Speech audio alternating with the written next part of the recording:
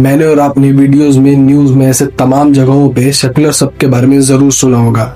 ये जो शब्द है ये लोगों के बीच में हमेशा से चर्चे में रहा। कुछ लोग कहते हैं कि जो हमारा भारत देश है ये शुरू से ही सेकुलर है, तो कोई कहता है कि इसे बनाया गया है। आखिरकार इसके पीछे का मूल्य कारण क्या है, आइए समझते हैं। बात है उस समय की जब हमारा कॉन्स्टिट्यूशन अभी देश में लागू भी नहीं हुआ था। कॉन्स्टिट्यूशन का प्रीएम्बल जो कि बी.आर. अम्बेडकर और उनकी ड्राफ्टिंग कमेटी के द्वारा ड्राफ्ट करके तो रखा गया था, पर इसे कॉन्स्टिट्यूशन में ऐड नहीं किया गया था। उस समय के प्रधानमंत्री जवाहरलाल नेहरू, जो कि प्रथम प्रधानमंत्री थे हमारे देश के, उन्होंने प्रीएम्बल को 13 दिसंबर 1946 में कॉन्स्टिट्यूशन असेंबली में पास किया और 22 जनवरी 1947 में कॉन्स्टिट्यूशन असेंबली के द्वारा इसे एक्सेप्ट किया गया और कॉन्स्टिट्यूशन में ऐड कर लिया गया। फिर कॉन्स्टिट्यूशन को 26 जनवरी 1950 में पूरे देश में लागू कर दिया गया। उस समय प्रीएम्बल में सिर्फ 3 ही शब्द देखने को मिलते थे, सॉवरेन, डेमोक्रेटिक और रिपब्लिक।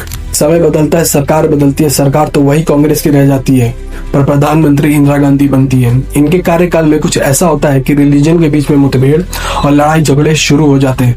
लड़ाई झगड़े इस लेवल पे चले जाते हैं कि इन्हें इमरजेंसी 1975 में लागू करना पड़ जाता है।